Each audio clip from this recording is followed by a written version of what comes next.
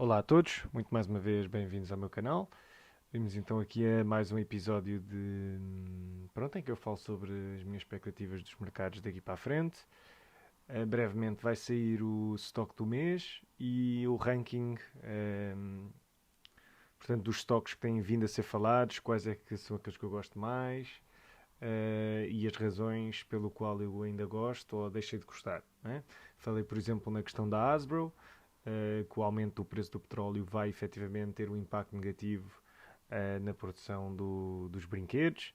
No entanto, a mudança de estratégia para o digital acaba por fazer um bocadinho um offset a isso, mas pronto, é só para vos dar uma ideia de que há várias empresas que eu falei no ano passado, muitas delas continuo a gostar delas, há umas em que pronto, a subida dos preços foi de tal ordem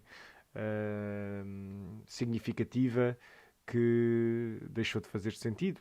A Hasbro é uma delas. Na altura em que falei dela tinha um dividend yield de 6%, agora tem um dividend yield de 3%, e está exposta aqui a algumas coisas macroeconómicas, mas pronto, era apenas esse o exemplo. Estamos aqui então na semana de OPEX, não é? Portanto, Options Expiration, para quem não sabe.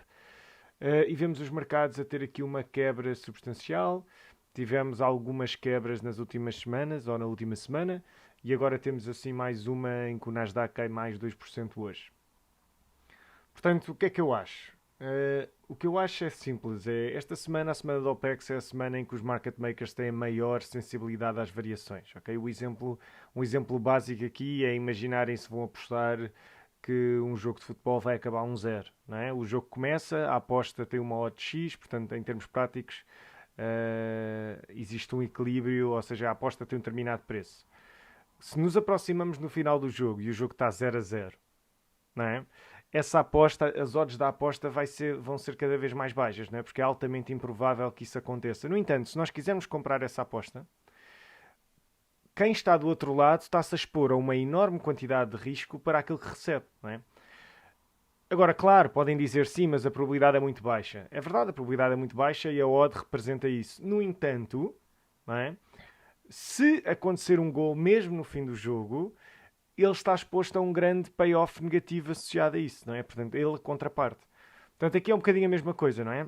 À medida que nos aproximamos da expiration, as options começam a valer cada vez menos, mas um evento inesperado, aqui podemos falar, por exemplo, acima do primeiro desvio padrão a 20 dias, por exemplo, acaba por obrigar a grandes esforços de rehedging por parte dos market makers, que acabam por amplificar certos movimentos. No entanto, eu acho que é extremamente importante vermos este sell-off, porque pareceu-me que o medo que tivemos na semana passada, com 1 ou 2 dias de sell-off nos mercados, não foi suficiente, porque no final da semana os calls já estavam a bater os puts em termos de volume por uma quantidade significativa. E eu comecei a ficar com algum medo que podíamos não ter o suficiente Vanish Charm Flows, porque estavam a ser de certa forma anulados por este net delta que estava a ser adicionado, ou que estava, ou este net delta dos market makers que estava a ser cortado pelas call options que estavam a ser compradas, né? Portanto, o que eu vejo aqui é um sell-off que pode efetivamente vir então a catalisar ou vir a ajudar a puxar os mercados nas próximas semanas, ok? Principalmente na próxima, assim que tivermos esta expiration e tivermos então os market makers a fechar muito acreditando que hoje está muita gente a comprar puts, não é? Ontem e hoje, vamos acabar assim que passarmos a sexta-feira, vamos ter então muitos destes puts a expirarem, e assim que estes puts expirarem, os market makers não têm que ter aqueles deltas no balanço, aqueles negative deltas no balanço, e vão começar a comprar, ok? Essa compra vai ajudar a puxar os mercados, portanto é isso que eu acho que pode vir a acontecer na próxima semana. Mais uma vez, atenção sempre àqueles sinais associados ao primeiro desvio padrão a 20 dias. Já tenho falado disto aqui há algum tempo, mas pronto. Acredito que isto seja a tal água na fervura que viemos a falar no último episódio.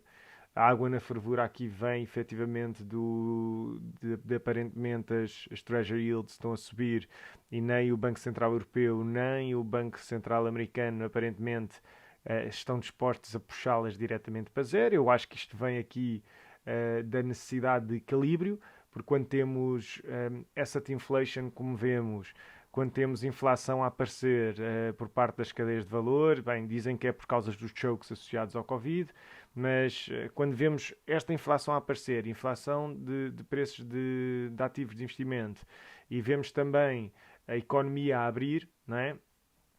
Se mantivermos algum easing, se nos mantivéssemos em extremo easing e não deixássemos as taxas de juros subir, íamos continuar a pôr gasolina nas cripto, não é? E em tudo o que são ativos de investimento. Eu acho que a tendência vai ser essa. Simplesmente acho que isto é uma pausa e água na fervura associada àquilo que os mercados achavam que os bancos centrais iam ao caminho que os mercados achavam que os bancos centrais iam acabar por seguir. Portanto, lá está, a minha opinião é esta. Acho que isto acaba por ser uma boa oportunidade de compra. Acho que esta questão das cripto acabou por ser amplificada pelo facto de termos leverage brutais no sistema. E lembrem-se, a água na fervura aqui, se não houver leverage, a água na fervura pode ser apenas um travão, entre aspas, não é? Ou um pequeno, ou lá está, uma revaluation com base nas expectativas que existiam versus a nova premissa de que é que os bancos centrais não se vão mexer da forma, ou pelo menos estão a tentar dar a entender que não se vão mexer da forma que os mercados previamente esperavam, não é? E portanto tem que haver um reajuste nas valuations. Por outro lado, aparentemente isto mostra que existe aqui de repente uma forma mais consciente de lidar com a situação e que os bancos centrais não vão simplesmente continuar a imprimir dinheiro. Eu acho que o caminho vai continuar a ser easing. Acho que isto é apenas uma jogada de equilíbrio, de comunicação e de água na fervura. O que acontece aqui é, quando vemos as criptos com APYs, portanto, yields brutais em certas moedas, ok? Incluindo stablecoins, que não é suposto vermos, na minha opinião, não é suposto vermos APYs tão altas em stablecoins, por exemplo, não é? E mesmo noutras moedas. Portanto, o meu ponto é, quando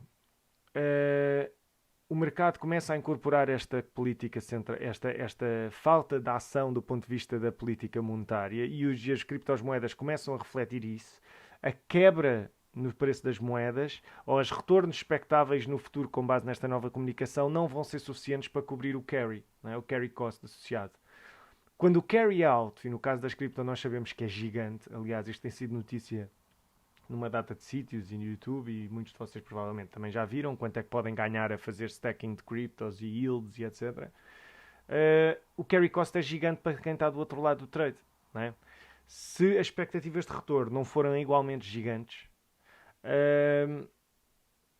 arrefecer acaba por ser um sell-off, não é? Portanto, é este unwind leverage que eu falei no Discord e que eu acho que está a acontecer no mercado das cripto. Portanto, eu não diria já que isto é o fim do ciclo, ok? Mas diria que lá está, é um unwind forte de leverage que está a acontecer. Ainda em relação às cripto, o Bitcoin e o ouro e este tipo e perguntaram-me isto no Discord, porque é que eu achava que as taxas de juro a subirem é mau para o Bitcoin. A questão aqui é, se as taxas de juros subirem e a economia não aguentar, é verdade. Ou seja, se as taxas de juros subirem muito e os bancos centrais não agirem, entramos numa depressão económica, não é? Portanto, não pode acontecer. Portanto, vão ser obrigados, então, a serem encostados à parede, a baixar as taxas de juros e voltamos, então, a ter esta questão da política monetária e da credibilidade monetária. No entanto, é preciso lembrar é que o que eu acho é que o Bitcoin é uma aposta no desequilíbrio do sistema, okay? Na descredibilidade monetária. Okay? Mas isto não é novo. Agora, com esta questão do Covid, viemos levantar estas mantas todas e começar a questionar esta questão do Fed. Mas isto já vem desde... Começou na Europa, em 2014 começou a aparecer na Europa, nos Estados Unidos viemos recentemente e no Japão já ainda há mais tempo. Não é? Portanto, esta questão do QE não é nova. Agora, é verdade, isto vem acabar por abrir os olhos a muitos agentes económicos que antes não estavam a par destas dinâmicas e sempre que existe um aumento nas expectativas ou sempre que existe um aumento na forma como estes agentes económicos interpretam a forma como o Banco Central se comporta, menor é a eficiência da política, eficiência e eficácia da política monetária, okay? E nós temos visto isso no Japão já há vários anos e é algo que tem sido estudado. Mas pronto, basicamente esta é a minha opinião. Considerem subscrever, gostar do vídeo, vão ao Discord, costumamos partilhar informação interessante lá. Se tiverem interesse em saber mais sobre opções e aprender um bocadinho mais de como é que as coisas funcionam, eu faço zooms com os Patreons. Também vou deixar o link abaixo. E pronto, vemo-nos no próximo vídeo.